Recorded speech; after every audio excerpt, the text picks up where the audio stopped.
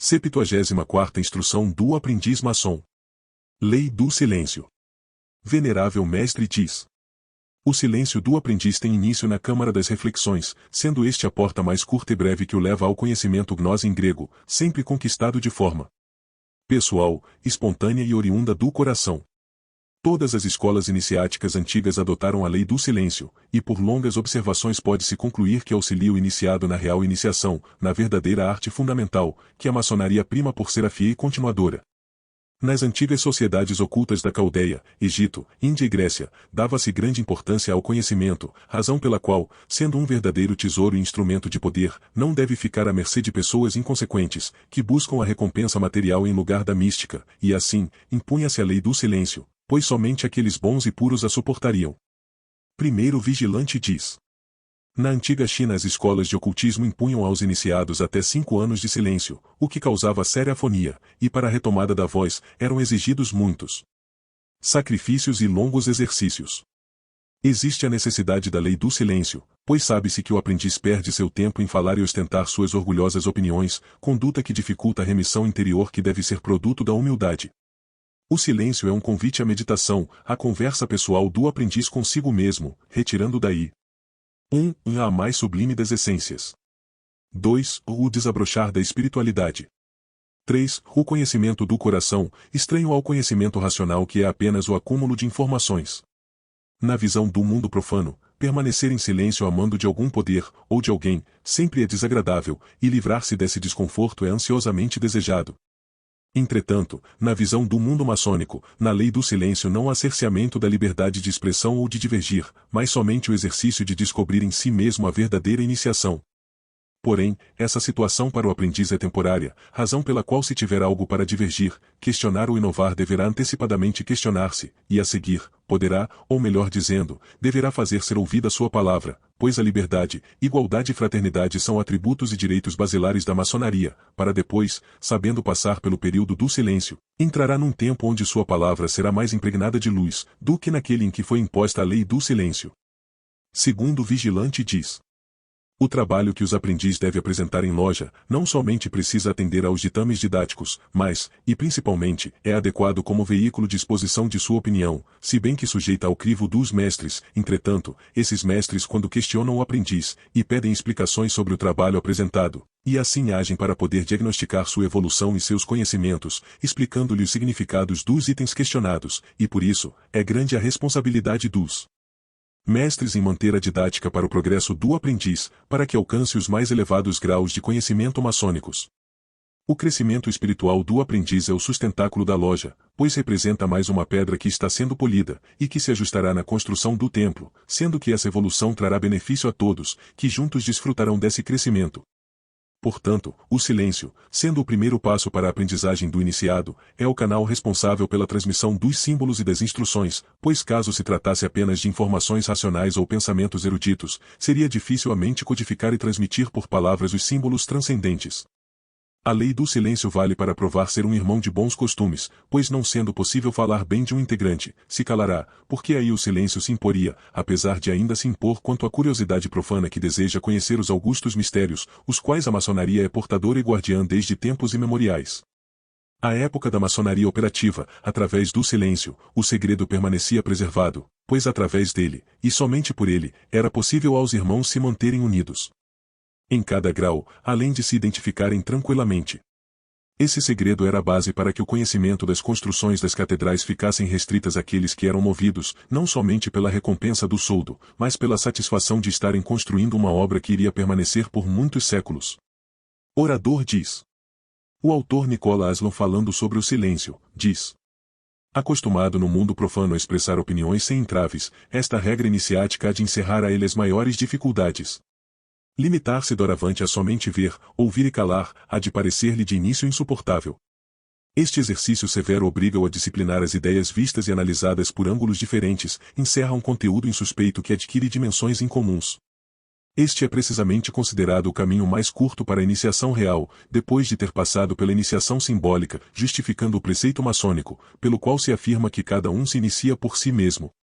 Sob o aspecto desenvolvido no plano energético, através da melhor e maior sensibilidade, ou do correto emprego das próprias energias, o maçom busca o desenvolvimento através da prática da meditação, não somente quando todos na loja praticam suas meditações, interiorizando seu olhar para si mesmo, buscando a qualquer momento, e em qualquer lugar, encontrar sua verdadeira essência.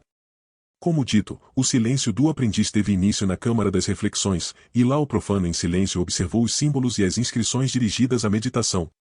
Assim, o escritor Nicolas Aslan define certos rituais, principalmente os franceses, dos quais procedem os ritos praticados no Brasil, incluem na Câmara das Reflexões uma fórmula alquímica e hermética, através dos símbolos e das frases direcionadas à conduta. Secretário diz. Assim, o recipiendário é o hermetista, o ocultista, é o alquimista na busca da pedra filosofal, que quando descoberta o transformaria no homem perfeito, é o que o maçom faz quando luta pela transformação de pedra bruta em cúbica, que poderá ser utilizada e encaixada na construção do seu mundo interior. O conselho para conhecer e penetrar nos mistérios da alquimia era dado a poucos escolhidos. Assim, o maçom é o alquimista que afasta as suas paixões, vícios e desejos incontroláveis, para VIOS transformados em virtudes, domínio de si mesmo, tolerância e prudência, e no silêncio da introspeção distingue palavras que representam atividades, que serão constantes no estágio de observação. Num trecho do Manual do Aprendiz do autor Aldo Lavignini, em espanhol, publicado pela editora Kier, é possível ler que a disciplina do silêncio é um dos ensinamentos fundamentais da maçonaria. Quem fala muito, pensa pouco, ligeira e superficialmente, e a maçonaria quer que seus obreiros sejam melhores pensadores que faladores, oradores. Não se consegue chegar à verdade com palavras, nem por discussões, mas sim através do estudo, reflexão e meditação livre e silenciosa. Portanto, de aprender a calar é aprender a pensar e meditar. Assim, a disciplina do silêncio tinha grande importância na escola pitagórica, onde nenhum dos discípulos era permitido falar sob nenhum pretexto, antes que tivessem decorrido os 3 anos de seu noviciado, período que corresponde ao aprendizado maçônico. Guarda, ou cobridor, o diz.